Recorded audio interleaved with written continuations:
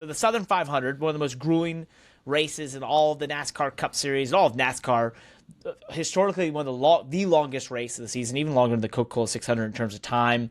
Usually hot, and it's a wore-out, slick racetrack.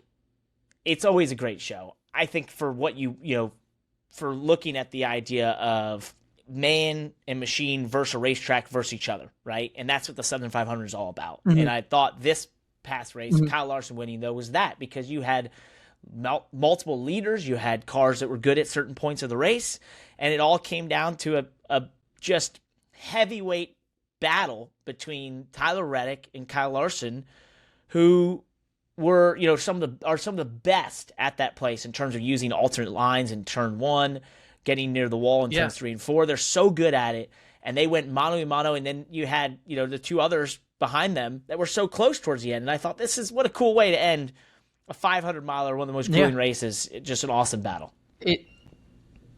It's a classic stock car race. I love Darlington. Looking at the broader playoff, perspective of what we saw with Larson winning, I feel like Larson has been kind of solid but quiet in the last couple months. Yeah. And Larson winning just, to me, is a message that's just like, Kyle Larson is still Kyle Larson. He's still, he's there. And it's just like, I'm not trying to say the cars have been off. I'm not trying to say the team has been off, Like, I just think that Kyle is a driver that is susceptible of people judging his mental focus, right? Like, is he in it? Is he not in it?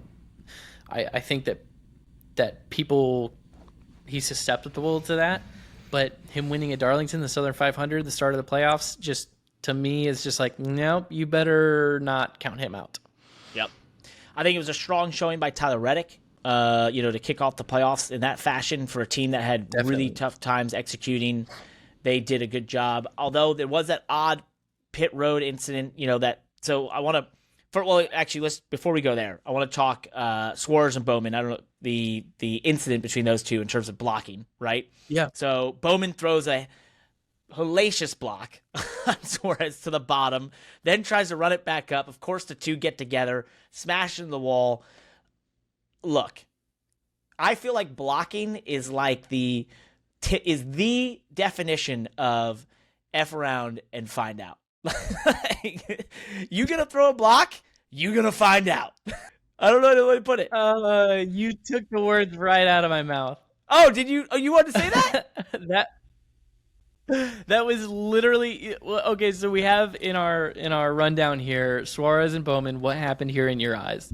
And I didn't know who was gonna throw opinions first, but I literally was as we're talking, I'm reading through this thing, and I'm like, and I actually thought of this when I saw it happen.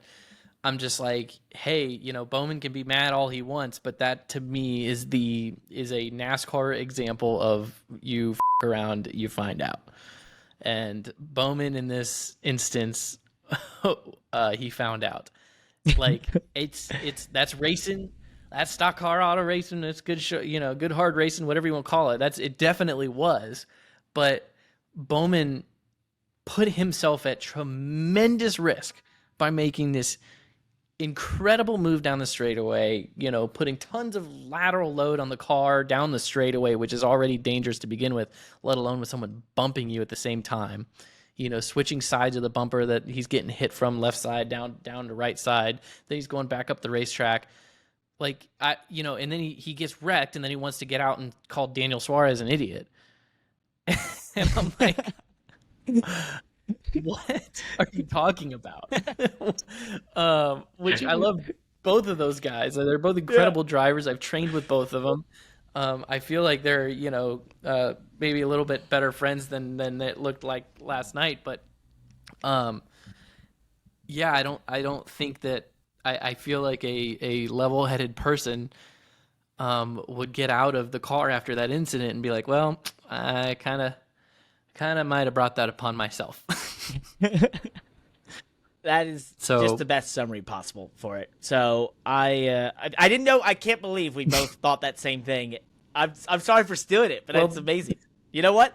And just so people believe us, that just shows you how right we are about it. Exactly. Yeah, and the fact that we did not, even discussed this even via text form beforehand, and yet came up with that. That just shows you. So back to the Reddick thing. So I want to talk about Reddick. He's leading the race.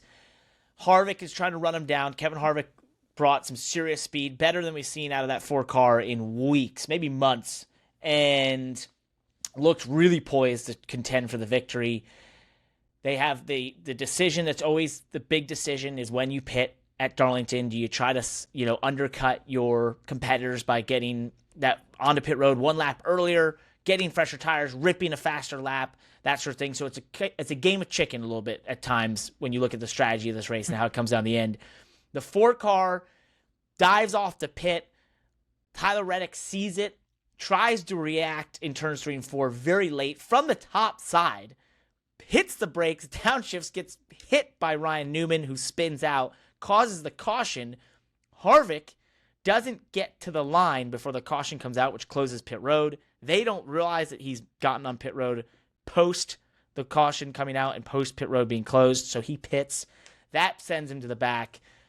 They end up going from having a shot to win the race to not. Really interesting set of circumstances there to unpack. I think for the 4 car, that is one of the toughest scenarios in all of NASCAR. We've seen it at the road courses for years. We've seen it a lot of places where you're trying to judge a light coming on and where your car was in relation to that light and the line. And there's just, unless there's not a great amount of information that's given to the team and they have to make those decisions in split seconds. And unfortunately, they didn't have the information quick enough to tell him to just roll through pit road. Yeah, that's an incredible deal. I saw, I think Bob Pockrass was tweeting a little bit about potentially, does NASCAR need to rethink this? Or, I didn't go too deep into it, so maybe I should be careful so I don't misquote anything. But in terms of the situation itself, I don't know. That's just a crazy. That's just maybe it's just part of one of the reasons why Darlington is so awesome. Yep. And why NASCAR racing is so awesome, and why green flag pit stops and strategy is so incredible. How important it is, the gamesmanship that was going on. Not that Tyler Reddick intentionally brought out the yellow or anything like that. I mean, he obviously put himself at tremendous risk. He really should have gotten wrecked, not just bumped. Yeah. With what he did. And to be quite honest with you, I think the caution coming out not only helped him tremendously, but that was the only possible good outcome for him, because I don't think he would have made pit road anyways. Without how late he was. It is so slick. It's unbelievably slick on that part of the track. And if you're still on the banking trying to slow down, by the time you get to that yellow box up there, it's too late. You can't make it back. You can't make the commitment line. So it's possible that he was even too. I'd have to really go back and look at it. It's possible that he was even too far around to make it anyways. That his only saving grace was getting packed by Ryan Newman, and bringing out the yellow. So super unfortunate for Harvick. Incredibly just witty on Reddick to be that aware of what's going on. I don't know if him and his team were in communication over it, but you're right. If he would have just let Harvick pit, and then he pit the next time by, Harvick would have gained a 2-second advantage on him, leapfrogged him for position. And even though Reddick would have had 1 lap fresher tires, it would have been difficult for Reddick to chase him back down and earn that spot back. So just incredible racing going on, and that's why Darlington is awesome.